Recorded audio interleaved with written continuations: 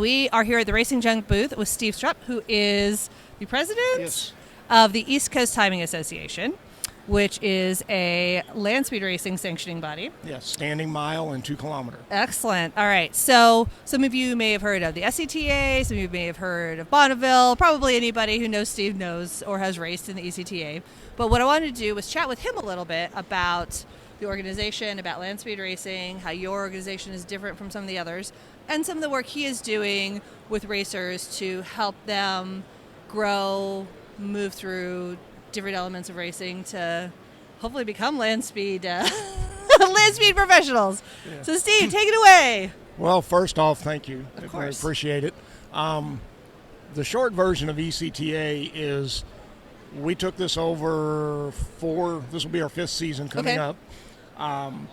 It originated on the East Coast, Right. and had migrated to Ohio, and then we assumed ownership, or my wife and I, in the transition to Arkansas.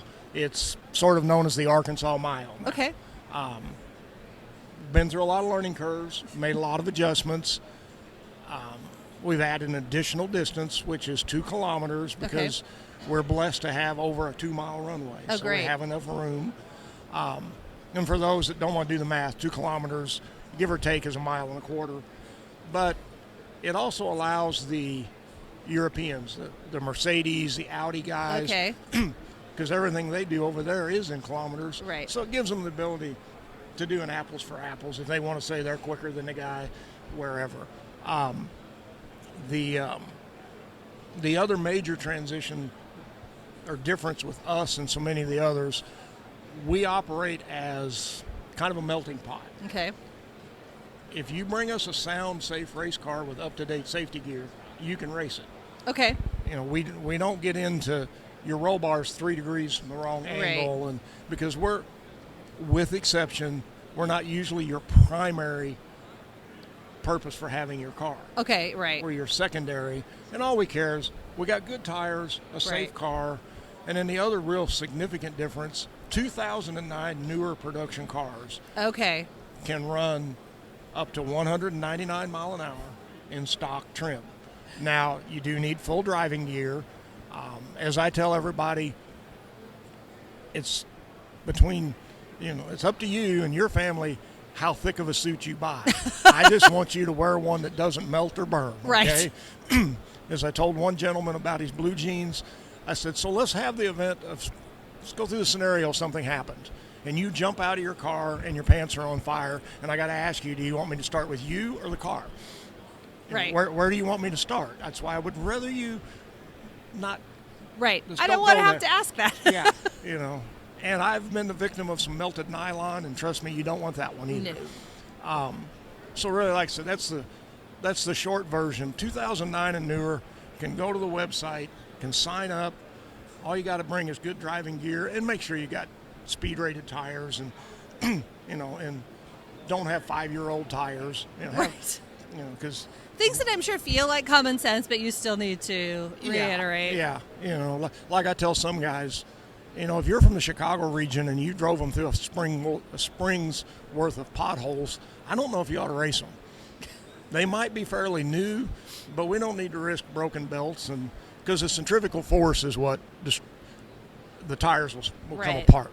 Right. It's just the bottom line. I mean, you hate to tell some people they shouldn't run them, but when they get some age on them, Yeah. and I actually saw a picture recently of a gentleman at a road course that popped a left front on a C8. Lost the entire fender, part of a wiring harness, and about 3 computers. Yeah.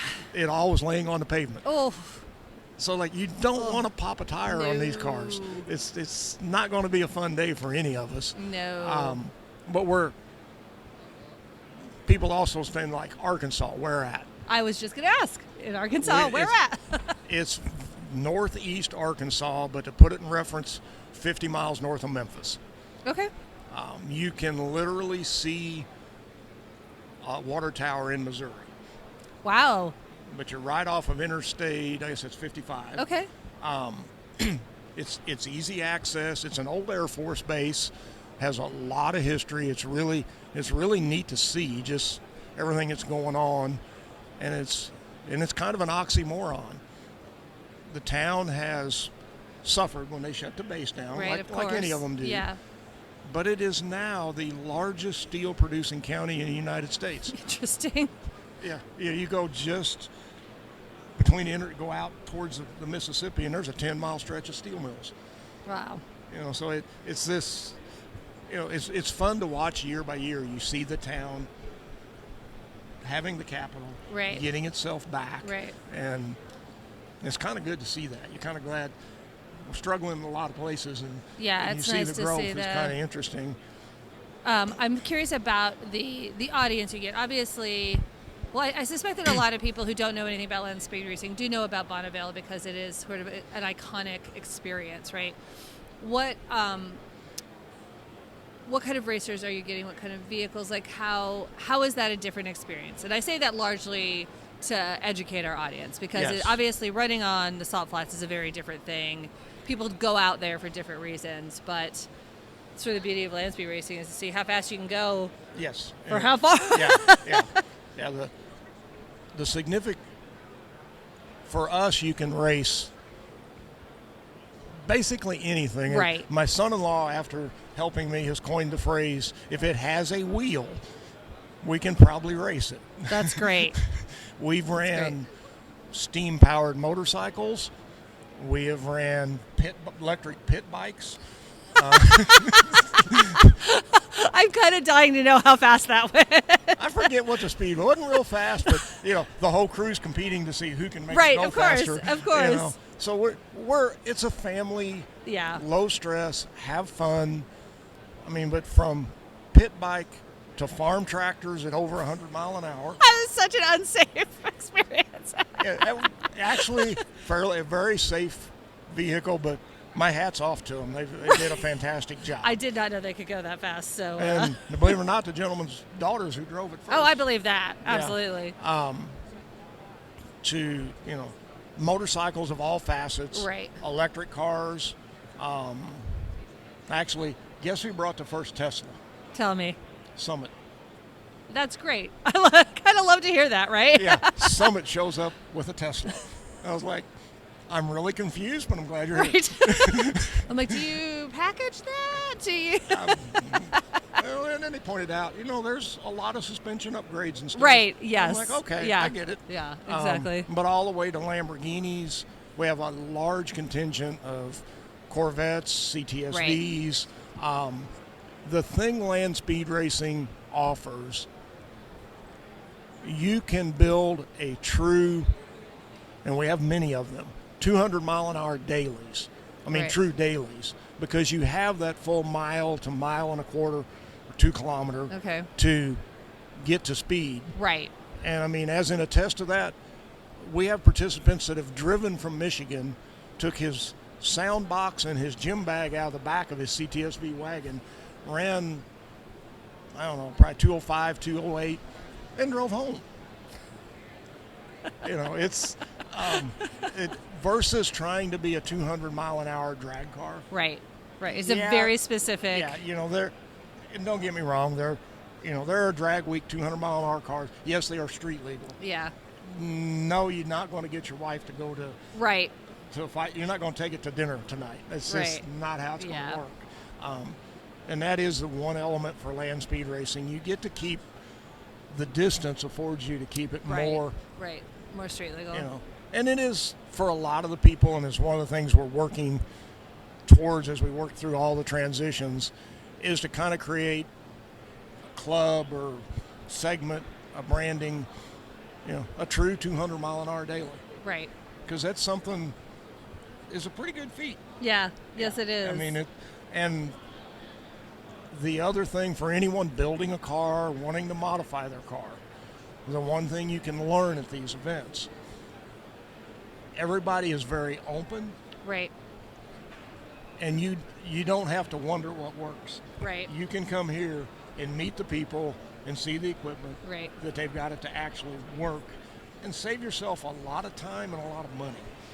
That is something I try to encourage a whole lot of people. They've got a car and I'm going to modify it. So why don't you come to the event, get to know the guys running the cars like you've got, and you will You will figure out the right way to do this, and they will be glad to share Yeah. that was a wrong thing to do. Right. Yeah. Yeah. That's one of the things I like about the community is that they're like, well, we tried this, that didn't work out, so we need to try something else. So. And the openness of the rules affords, it's still one of the last bastions of, you can do it your way. Right. However you want to try it. Right. Cars are classed by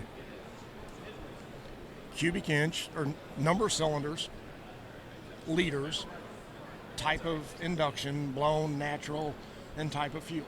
Right. Okay. And that sounds like only a few classes. That ends up for cars being about 6,600 classes. It's the backside of it is insane. And then there's about another 6,600 classes of bikes. Right. But that's what makes it. We don't get into what size turbos. It's like a modern street 8-cylinder 6-liter turbo on pump gas or right. On gas. And for those that always wonder, if you can buy it out of the pump, it's gas. Right. Race gas or E85. But now if you want to run straight alcohol or you want to run nitrous, whatever, then we put you in fuel class. Right. But that's really it. I mean, the website is ECTA Motorsports. Registration's pretty simple. Sometimes people are concerned about what class. And don't worry about it. Right. Just register. We'll figure it out when you get there. Okay. It's not. We go through tech first. Our main part of our tech process is make sure your safety gear is up to date and make for sure what class you need to be right. in. And then you simply go over to registration, turn your papers in, and there you go. You're good to go. Excellent. Well, I wanted to ask you just quickly a couple more questions. One of which is that I know that in addition to leading the sanctioning body, you have also really been mentoring and fostering younger racers as they develop through the different types of racing. And so I wanted to talk to you a little bit about that transition. And the other thing was that I heard both from you and from another racer that I talked to earlier, who one of the things they loved about land speed racing was that it reminded them a little bit of the sort of thrill of dirt track racing. Yeah, it does to an extent. It's very. You have to experience it to understand it. It's it lacks all the. It lacks the pressure, but it has the pressure. Right. There's no starting line tree. Right. There's no elapsed time. It's just your speed at the end of the pass. The pressure is get my shift points right. Right. Do all this, but there's no psychological battles because it's single car at a time. There's no starting line battles. Right. None of that. And on the younger racers, we've watched a lot of people, a lot of kids mature and work up through. We have a young lady that. She's actually came down sick, was going to try to be here with us today. But her name is TK Boyd. They started her with us in a Legends car. Okay. And she actually, after very patiently making many passes, we were very impressed. She never got frustrated, never got aggravated. We just kept letting her go a little farther, a little faster. She ended up running that little Legends car over 100 mile an hour. That's great. And from there, it progressed to another one of our racers that is active in the NASCAR world and whatever, had a NASCAR truck that he'd rebodied a little and what have you, but set it up and brought her last fall. Oh, wow. And he put her in the passenger seat, walked her through it, and then they swapped seats. And he rode with her a couple times, and then we turned her loose, and she was able to run 170 plus. That's great. In a clutch, manual steer, Craftsman truck, and a little 14-year-old girl. And she did it perfect. She bobbled a little on the clutch at the start, didn't get flustered, worked it out, did it exactly right. So the same gentleman's bringing her back this year. And if you go to the website, there are some shirts you can buy with her name on it. Oh, great. Okay. It's kind of to help support her, a percentage of the shirt will be going towards her entry fee. Oh, excellent. Well, we will definitely check that out. Her out. goal is to make it to 200 before she gets her driver's license. All right. I love that. And and have been extremely impressed with the young lady. You know, there's none of this. I don't want to. You know, it's like TK. You're going to have to do this, do this, do this, and she does everything. You know, the gentleman that put her in the truck laughed. He goes, "She's better on the parachute than I am." It was like, because I was watching from the outside, and I'm like, she gets her chute deployment dead on the money. In fact, we've captured a few of the videos to use it for our drivers' meetings. But I'm like, when the 13-year-old girl can get it right. Yeah, you guys better. I don't want to hear no more excuses. Yeah, you know, exactly. I mean, I'm sorry, little girl, big truck, and she don't have a problem. Yeah. Let's not. Yeah. You know. No prevaricating on this, guys. Get it right. Yeah. I mean, so. Excellent. What else have you got? That is all I've got for right now. All right. Well, thank you for having us. Oh my God, thank you for coming and chatting with us. And again, it's great to learn more about the organization. And again, I knew it had changed hands a few years ago, so it's also nice to know what it's up to and what you guys have been doing. Yeah, so. and we don't have any announcements, but That's all right. we're trying to find a few more venues. Okay. But it's great. Yeah, there's only a few places in the world you can do this deal. Exactly. And so, all right. Well, everybody, again, it's ectamotorsports.com, and you know, if you all the phone numbers, everything's on there. If you have any questions, email us, ask us. It's not hard to get a hold of me or my wife, and you know, and we can always, like I said, everybody is very open. If you're nervous about it, we'll connect you with somebody else racing the same thing you are. Excellent. And that's actually built quite a network. Okay. You know, That's people great. are like, I'm not sure. Well, what are you driving? Right. You know, Yeah. like I told you earlier, we have a gentleman made over 200 passes in a stock Hellcat. That was actually his company lease car. I bet they loved hearing about that. Well, actually, it was all right because it was part of some data collection for the company. Okay. All but right.